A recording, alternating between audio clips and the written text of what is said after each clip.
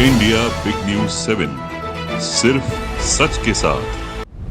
कांग्रेस जिस लोकतंत्र को बचाने चली थी, वहीं कांग्रेसी किस तरह से लोकतंत्र का मजाक उड़ा रहे हैं। देश की जनता को गुजरात और मध्य प्रदेश में देखने को मिला। सोमवार को इंदौर में कांग्रेस पार्टी के प्रत्याशी अक्षय क्रांति बम ने भी यह कारनामा कर दिखाया। क्या इसी को कहते हैं लोकतंत्र का चीरहरण।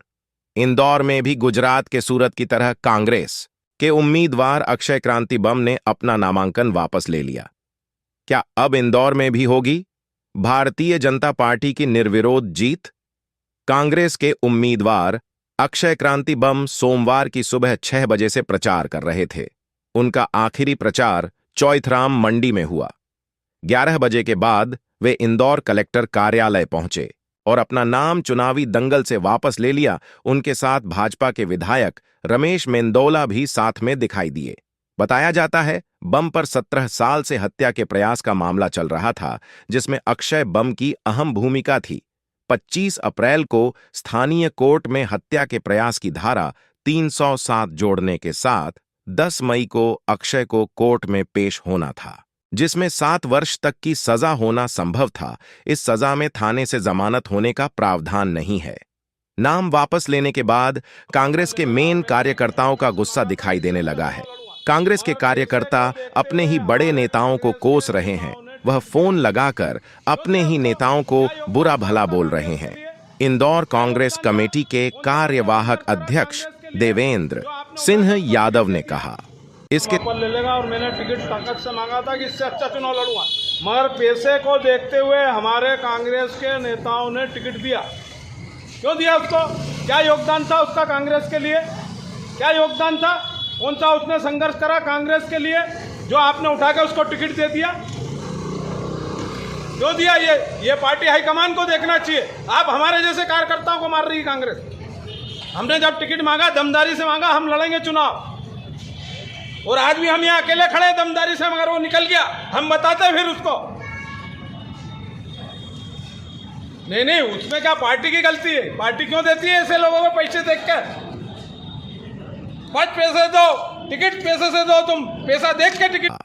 इसके साथ ही कांग्रेस के वरिष्ठ नेता एवं प्रवक्ता 2 अमीनुल ने कहा, ये सारी बातें बेमानी है कि कौन कितने में बिक गया या किसके ऊपर क्या दबाव डाल दिया। आज महत्वपूर्ण विषय है जवाबदेही और नैतिकता। कब तक कांग्रेस पार्टी अपने कमिटेड वर्कर जो विचारधारा से कांग्रेस के साथ है उसको दरकिनार करती रहेगी, और कब तक अक्षय बम जैसे लोगों को टिकट मिलता जाएगा जिनके ऊपर विचारधारा का कोई प्रभाव नहीं है, जो व्यापारी हैं, जिनको व्यापार से लेना देना है, जिनको प्रॉफिट और लॉस से लेना देना है। कमिटेड वर्कर को दरकिनार करेंगे जिस विचारधारा से है, तो यही हश्र होने वाला है। आज प्रदेश अध्यक्ष जी के मीडिया सलाहकार के मिश्रा जी ने ट्वीट किया कि उनको 15 दिन पहले जानकारी थी कि अक्षय बम ऐसा कुछ करने वाले हैं। निश्चित तौर पे वो प्रदेश अध्यक्ष के मीडिया सलाहकार हैं, तो उन्होंने सबसे पहले प्रदेश अध्यक्ष महोदय को बताया होगा और वरिष्ठ नेताओं को अवगत कराया होगा। इतने पुराने राजनेता हैं के मिश्रा जी, तो उनकी बात को गंभीरता से क्यों नहीं लिया गया? क्यों अक्षय बम को लेकर कोई स्ट्रेटेजी नहीं बनी?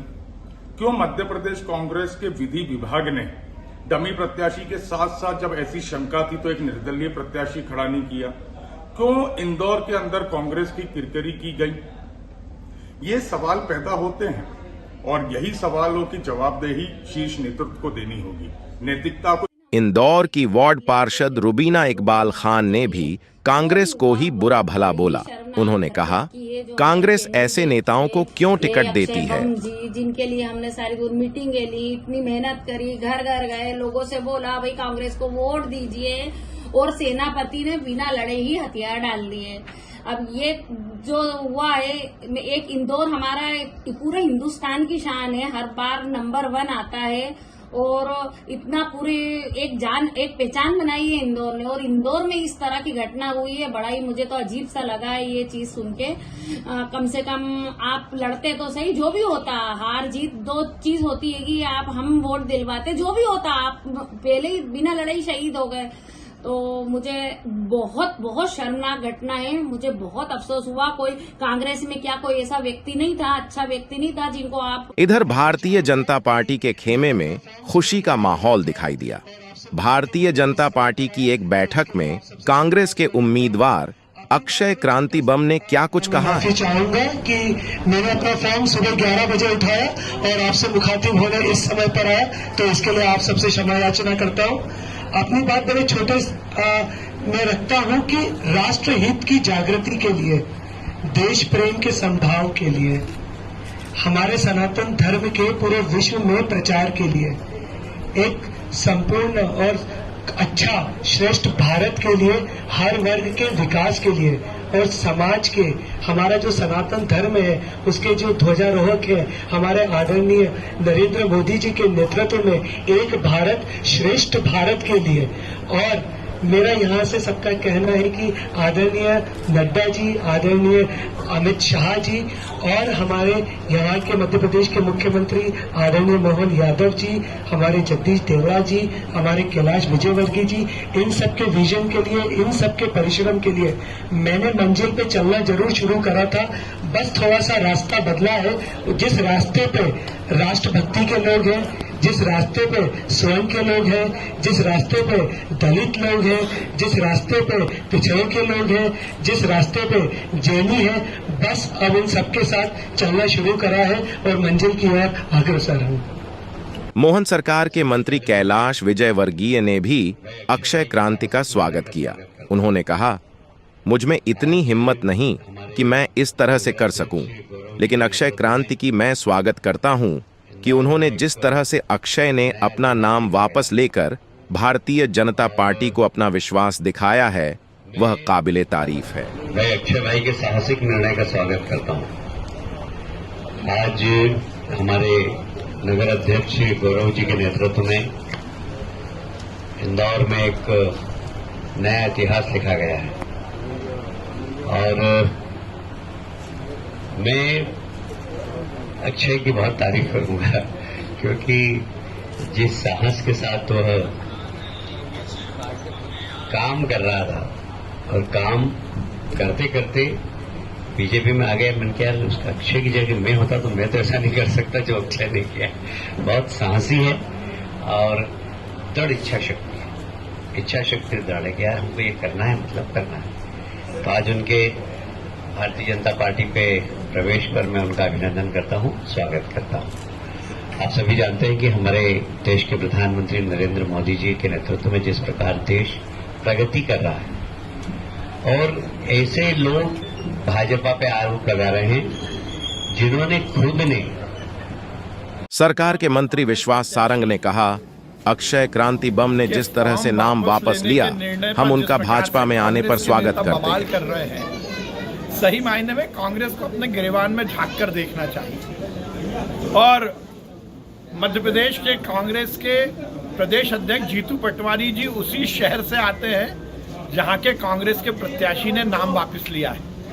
सही मायने में तो जीतू पटवारी को तत्काल प्रभाव से प्रदेश अध्यक्ष से इस्तीफा दे देना चाहिए। जिस प्रकार से देश भर में कांग्रेस का बेड़ा गर्क हो रहा है, जीतू पटवारी के नेतृत्व में मध्य प्रदेश भी कांग्रेस खोखली हो गई है। रोज कोई ना कोई कांग्रेस का नेता कांग्रेस छोड़ रहा है और अब तो हद हो गई जब कांग्रेस के प्रत्याशी ने ही नाम वापस ले लिया है। तो 2 दिन पहले तक उनको ये सब दिखाई नहीं दे रहा था। उन्होंने बेईमानी की है, उन्होंने निर्लज्जता की है, धोखा दिया। वो आस्तीन के सांप है और भविष्य में उनकी किसी राजनीतिक दल में कोई इज्जत नहीं होगी, ना ऐसे लोगों की कोई इज्जत होती है। ये कांग्रेस से आस्था कम नहीं होती जा रही है। ये पूरे भारतवर्ष में बीजेपी का घटियावाद का खेल है। पैसे का, जांच एजेंसियों का, डंडे का, डर बताने का, केस दर्ज करा देने का। ये कोई मध्य प्रदेश भर में हो रहा है क्या? आप बताइए। राज्यसभा के चुनाव में हिमाचल प्रदेश में विधायकों का दल बदल कराया कि नहीं? एक समय कर्नाटक में कराया कि नहीं? एक समय गोवा में कराया कि नहीं? एक समय उत्तराखंड में कराया कि नहीं? मध्य प्रदेश में सरकार बदली कि नहीं बदली? तो सर राजनीति किस दिशा में जा रही है? राजनीति घटियावाद के दौर में जा रही है और जिसके सरगना है नरेंद्र मोदी जी, जो झूठ और घटिया भाषा बोलते हैं, जो भ्रमित करते हैं देश की राजनीति को, जो खुलेआम सांप्रदायिकता करते हैं और पोलराइजेशन की पॉलिटिक्स करते हैं, और कौन और गिरा रहा है राजनीति के कद को और स्तर को। कांग्रेस के सारे नेता और कार्यकर्ता, उनका विश्वास अब मोदी जी में है, भारतीय जनता पार्टी में है, विकास के लिए और जन कल्याण के लिए और अपने देश को आगे बढ़ाने के लिए। कांग्रेस की हालत ये हो गई कि अब उम्मीदवार भी नहीं रहना चाहते। कुछ तो शर्मा-शर्मी में बने हैं, लेकिन इंदौर के उम्मीदवार ने आज भारतीय जनता पार्टी ज्वाइन कर ली। अब ये कांग्रेस है कि जिसके उम्मीदवार का भी भरोसा अब कांग्रेस में नहीं है, मोदी जी में है, भारतीय जनता पार्टी में है, और इसलिए उन्होंने कांग्रेस छोड़ दी, क्योंकि कांग्रेस देश को विनाश की तरफ ले जा रही है, और इसलिए कांग्रेस के उम्मीदवार भी अब पार्टी छोड़ रहे हैं, भाजपा में आ रहे हैं। कांग्रेस के देश के अंदर, प्रदेश के अंदर इतने बदतर हालतें हैं कि कांग्रेस के प्रदेश अध्यक्ष के घर में जो बहुत ज्ञान बांटने का काम कर रहे हैं, उनका कांग्रेस का प्रत्याशी ही अपना नामांकन वापस ले लेता है। ये कांग्रेस के इस प्रकार के हालात देश के अंदर, प्रदेश के अंदर बने हैं। और मैंने जो सुना है कि उन्होंने कहा कि मैं प्रधानमंत्री मोदी जी के नेतृत्व में आज विश्वास व्यक्त करता हूं, तो ये कांग्रेस के हालात हैं। मध्य प्रदेश के अंदर 29 सीट है और देश के अंदर अब की बार 400 पार का नारा पूरा होगा। मोदी जी के नेतृत्व में देश तैयार है।